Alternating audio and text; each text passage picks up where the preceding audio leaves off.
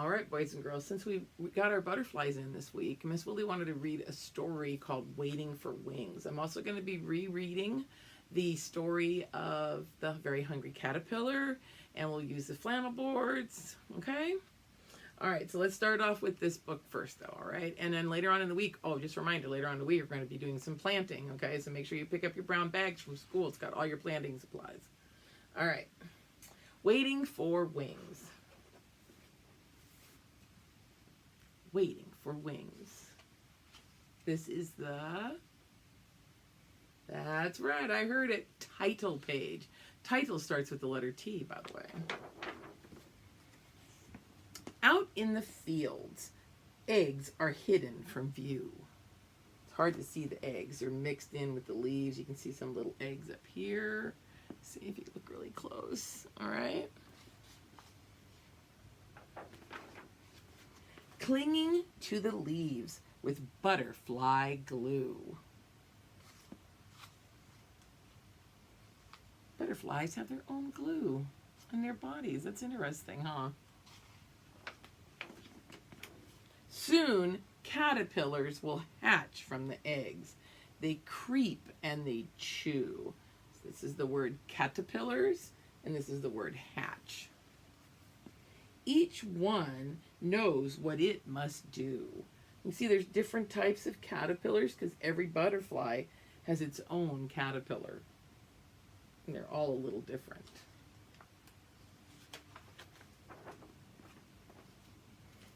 Find a place where the winds don't blow. That's after they've been eating for several days and gotten to be very big caterpillars.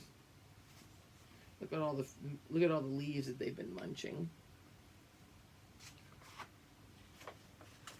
Then we make a case or in which to grow. And sometimes the case, if it's a moth, it's called a cocoon.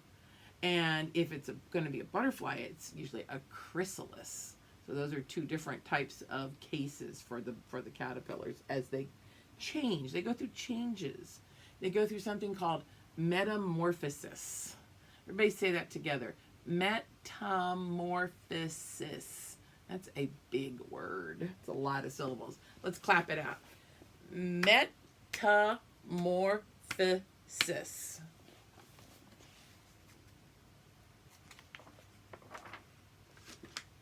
Their bodies and their wings take shape.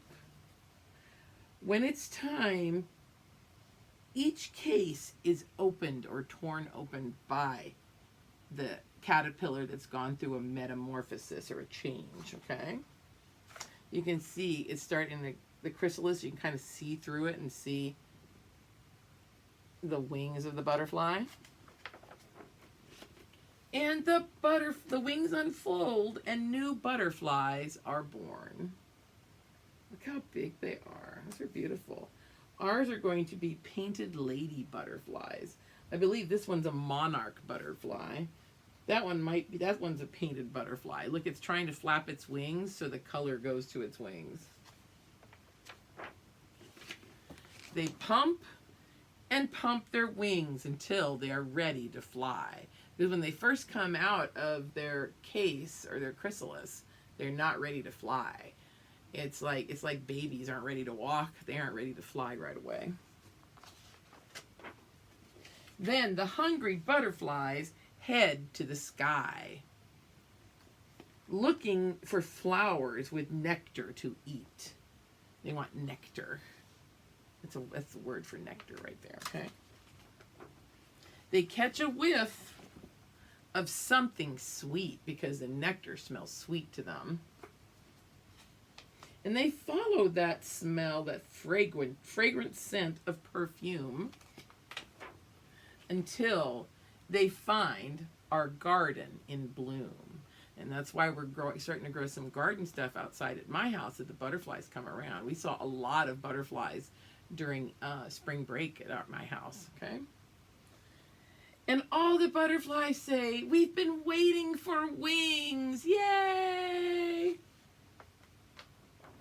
We watch them circle and land on their feet. They unroll their tongues and begin to eat. Their tongues are like a straw. So they unroll it, they unroll it, and it sucks up the nectar out of the middle of the blossom of the plant, okay? The flower is a blossom.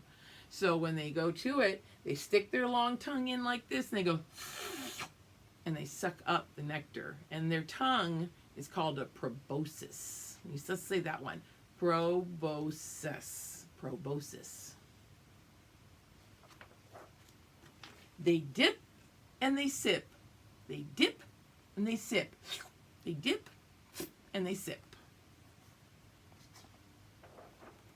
Then they fly away back home to the fields where they have eggs to lay. And the cycle starts all over again. Now, in some of that's the end, by the way. In the back of the book, they have several pictures of different types of butterflies, okay? This is a monarch butterfly. We saw some of these flying around during the holidays. I don't have a picture of it in here, but Allie, my granddaughter, our neighbors found butterfly caterpillars just like this, and they were called morning cloak butterflies, and we have those in our neighborhood too, and I've seen them around our school.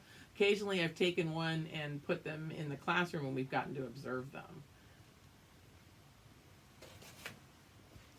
And there's also painted lady butterflies. Those are our classroom butterflies, and I'm sending out a video of our first day today with our butterflies so you can see what they started out as little caterpillars, all right?